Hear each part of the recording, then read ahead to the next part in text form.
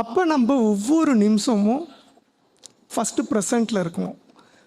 ப்ரெசண்ட்டில் இருக்கும் போது மேக்ஸிமம் வந்து பார்த்திங்கன்னா ரொம்ப இக்கட்டான சூழ்நிலையில் என்ன மாதிரியான மனசில் ஒரு தாக்கம் ஏற்படுது, பிடிக்காதவங்க பேசும்போது நம்ம மனநிலை எப்படி இருக்குது, அப்போ அதை ஜஸ்ட்டு கவனிங்க. இது ஸ்டார்டிங்கில் கவனிக்கிறது ரொம்ப கஷ்டமாக இருக்கும். இதுக்கு ஒரு சின்ன ஒரு பயிற்சி பண்ணிங்கன்னா அந்த எமோஷ்னலில் நம்ம அகப்படுறதுக்கான அந்த கேப்பை நம்ம பிடிக்க முடியும். மைண்ட் வாண்டரிங் அப்படின்னு சொல்லிட்டு ஒரு பயிற்சி இருக்குது. டெய்லிக்கும் நீங்கள் ஒரு காலையில் ஒரு 10 நிமிஷம் நம்ம வந்து உட்காந்து என்ன மாதிரியான தாட்ஸ் போகுது அப்படிங்கிறத ஜஸ்ட்டு வாண்டரிங் விடணும். அந்த தாட்ஸை ஜஸ்ட்டு கவனிச்சுக்கிட்டே இருந்தோம் அப்படின்னா ஒரு கட்டத்தில் அந்த தாட்ஸ் வேறு நீங்கள் வேறுங்கிற அந்த கேப்பை பிடிச்சிடலாம்.